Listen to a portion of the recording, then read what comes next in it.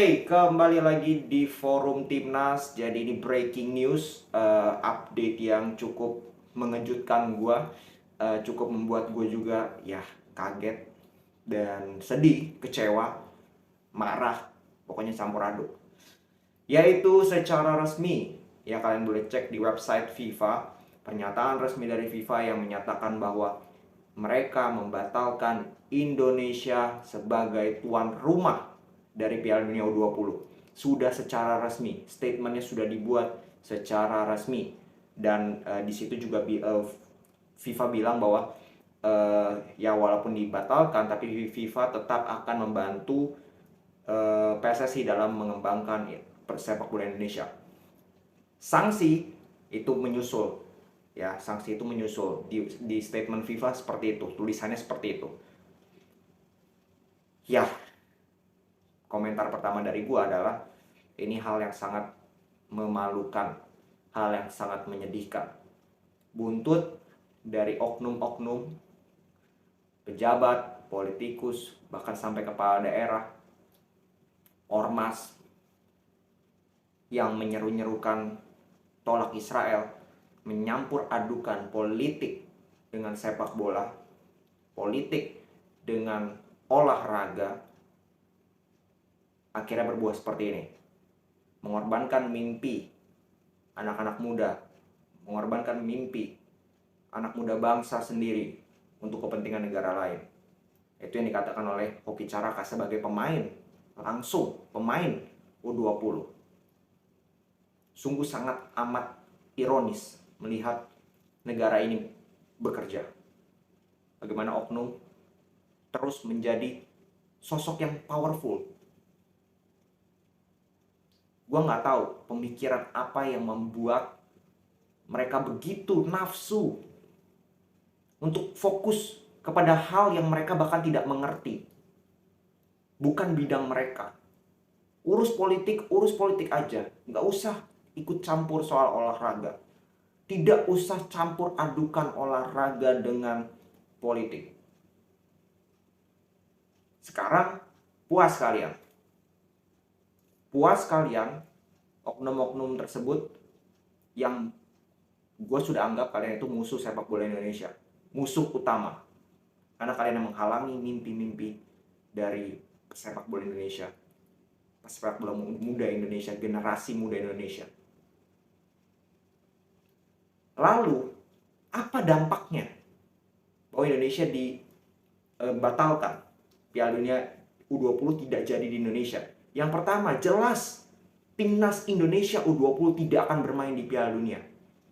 Di event yang sudah diimpi-impikan oleh para pemain. Dan oleh semua anak muda. Event terbesar U20 di dunia. Kita boleh fair. Kalau secara kualifikasi mungkin kita akan sangat sulit. Kita sekarang mendapatkan kesempatan sebagai tuan rumah. Kita mendapatkan kesempatan berlian, tapi juga tanggung jawab yang besar dari FIFA. Dan kita gagal untuk mendapatkan itu. Yang pertama. Yang kedua, kerugiannya itu jelas.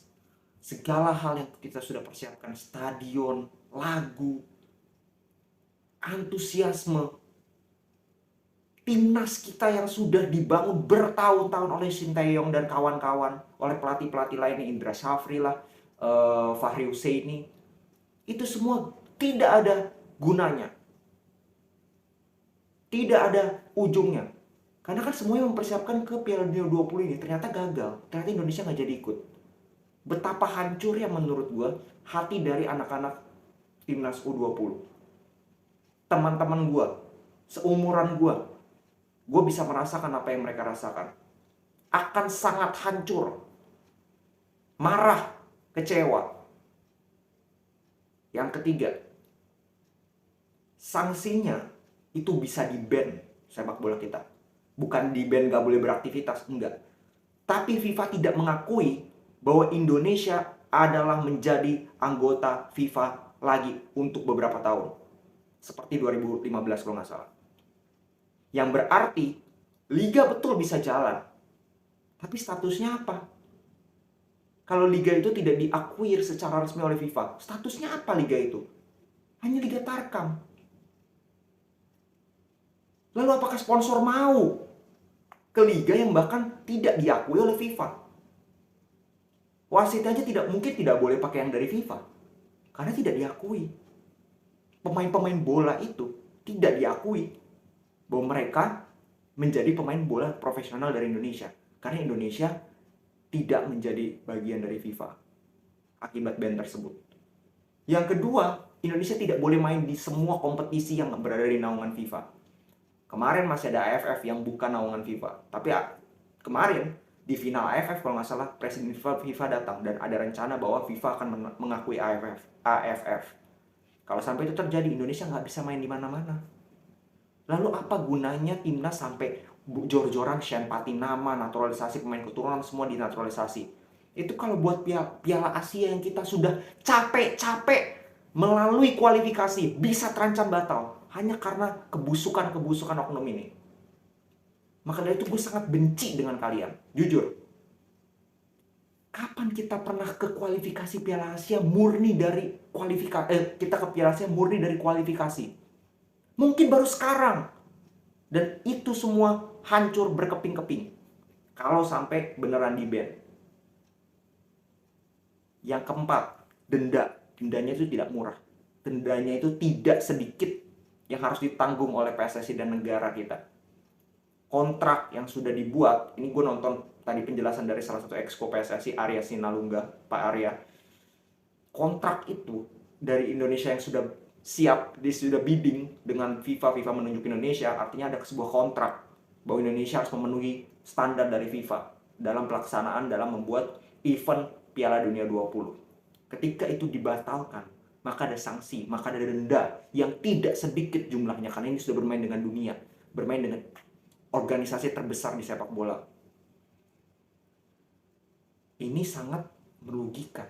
Hal-hal tadi yang gue bilang itu benar-benar sangat merugikan. Yang kelima, citra Indonesia di mata FIFA sudah menurun drastis. Bukan hanya di FIFA, di seluruh dunia. Mau Indonesia bikin event lagi, maka orang-orang di luar sana atau organisasi di luar sana akan bilang, lu pada saat waktu itu gelar event FIFA aja nggak becus. Ini anggota gue ada Israel nih, mau main nih Israel. Kalau gue suruh lu jadi event penyelenggara lagi, nanti ditolak lagi dong, nggak jalan lagi. Ya pada nggak mau. Ujung-ujung Indonesia jadi negara yang tidak akan maju. Karena kembali lagi, ini negara yang tidak terbuka. Ini negara yang selalu mencampur adukan segalanya dengan politik. Jujur, gue parah ini terlalu parah menurut gue. Kerugian yang mungkin sekarang belum tergambar di kepala kalian, kerugian seperti apa yang akan datang. Tapi percaya sama gue, kita akan menyesali keputusan ini. Kita akan menyesali keputusan dari FIFA ini. Dan itu bukan salah FIFA, salah kita sendiri. Salah bagaimana oknum-oknum tersebut yang mencampur adukan politik dengan sepak bola. Ya, jadi ya mungkin itu dulu ya pendapat dari gue. Yang jelas ya segala cara sudah dilakukan, segala upaya sudah dilakukan oleh pemerintah kita dan juga ketua PSSI Pak Erick Thohir sudah sampai benar-benar dia ke Qatar. Ya sebelumnya kan dia ke Zurich harusnya, tapi ternyata si Giantini itu adanya di Qatar. Dia mau ke Qatar sehingga disuruhlah Pak Erick Thohir, oke kita ketemuan di Qatar aja. Ternyata dari pertemuan itu pun menghasilkan sesuatu yang mengecewakan, tidak sesuai dengan hasil. Oke, segitu dulu. Gua nggak tahu nasib kita seperti apa sebagai penikmat sepak bola Indonesia. Apakah sepak bola kita akan hancur ya, ataukah sepak bola kita akan ya di-ban atau kena hukuman dan itu membawa petaka yang begitu luar biasa, petaka yang ditakutkan selama ini. Kita nggak tahu. Oke, segitu dulu. Salam sepak bola.